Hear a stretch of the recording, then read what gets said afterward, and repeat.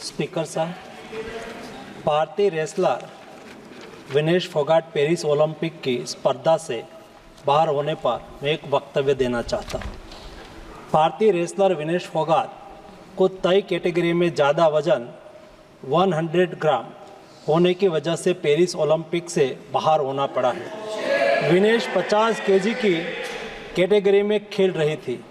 स्पर्धा के लिए विनेश का वजन 50 किलोग्राम होना अनिवार्य था। यूडब्ल्यूडब्ल्यू के नियमों और विनियमों के अनुसार सभी प्रतियोगिताओं के लिए संबंधित श्रेणी के लिए प्रत्येक सुबह वजन माप का आयोजन किया जाता है। अनुच्छेद 11 के अनुसार यदि कोई एथलीट वजन माप प्रथम अथवा द्वितीय में भाग नहीं लेता है अथवा असफल हो जाता है तो उसे प्रतियोगिता से बाहर कर दिया जाता है और बिना किसी रैंक के अंतिम स्थान पर रखा जाता है। 7 अगस्त 2024 को 50 किलोग्राम महिला कुश्ती के लिए वजन का निर्धारण 7:15 और 7:30 पेरिस समय के अनुसार रेपोचेज और फाइनल में भाग लेने वाले पहलवानों के लिए किया गया था।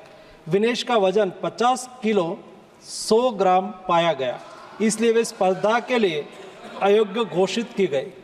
इस मामले को लेकर भारतीय ओलंपिक संघ ने अंतर्राष्ट्रीय कुश्ती संघ से कड़ा विरोध भी दर्ज किया है।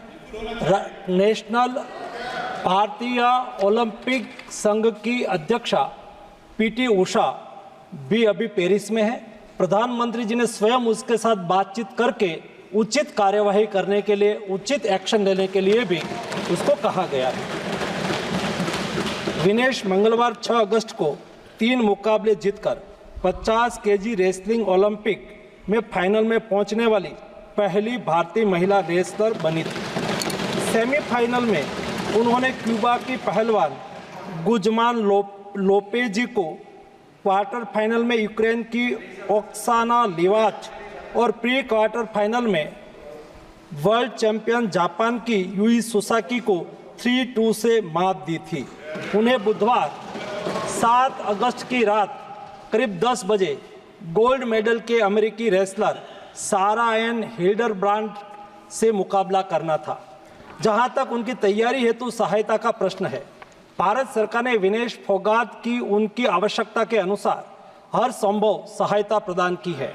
उनके लिए पर्सनल स्टाफ भी नियुक्त किए गए हैं जो अपने क्षेत्र के विशेषज्ञ हैं।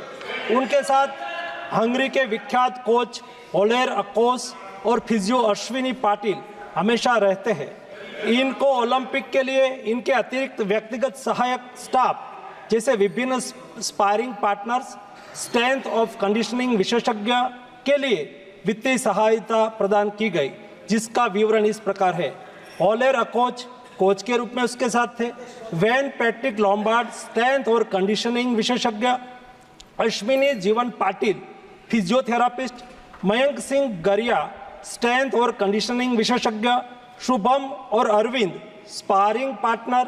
इनको पेरिस ओलंपिक चक्र के लिए कुल 70,45,775 की वित्तीय सहायता दी गई है, जिसका विवरण इस प्रकार है।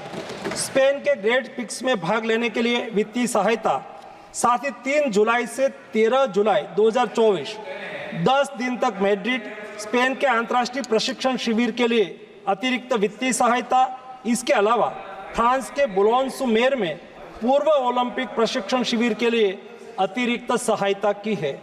2024 अंतर्राष्ट्रीय कुश्ती संघ सेकंड रैंकिंग सीरीज में 6 जून से 9 जून 2024 4 दिन तक बुडापेस्ट हंगरी में भाग लेने के लिए और 10 जून से 21 जून 2024 तक टाटा ओलंपिक सेंटर हंगरी में अंतर्राष्ट्रीय प्रशिक्षण शिविर के लिए अतिरिक्त सहायक स्टाफ के लिए वित्तीय सहायता की है।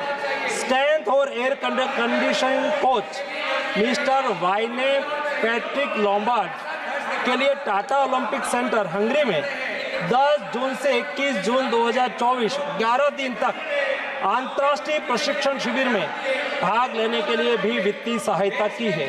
13 जुलाई 2023 से 16 जुलाई 2023 4 दिन तक बुडापेस्ट हंगरी में 4th रैंकिंग सीरीज में भाग लेना और 10 से 16 जुलाई 2023 16 दिन तक बुडापेस्ट हंगरी में प्रशिक्षण शिविर हेतु इसको वित्तीय सहायता की है। वेलनेकेन बुल्गारिया में 10/11/2022 से 3/12/2022 तक प्रशिक्षण के लिए वित्तीय सहायता दी है। उनके रिहाई प्रक्रिया के लिए आवश्यक उपकरण खरीदने के लिए भी वित्तीय सहायता की गई है। 2020 टोक्यो ओलंपिक चक्र में 1,13,98,224 रुपये का आर्थिक सहयोग उसको किया गया था। 224 पेरिस ओलंपिक चक्र में भी टारगेट ओलंपिक पोडियम स्कीम में 53,35,746 और वार्षिक ट्रेनिंग एवं स्पर्धा कैलेंडर में 17,10,000 कुल मिला के 17,45,775 रुपया हमारे खिलाड़ी को आर्थिक सहायता करके उसको सक्षम करा गया।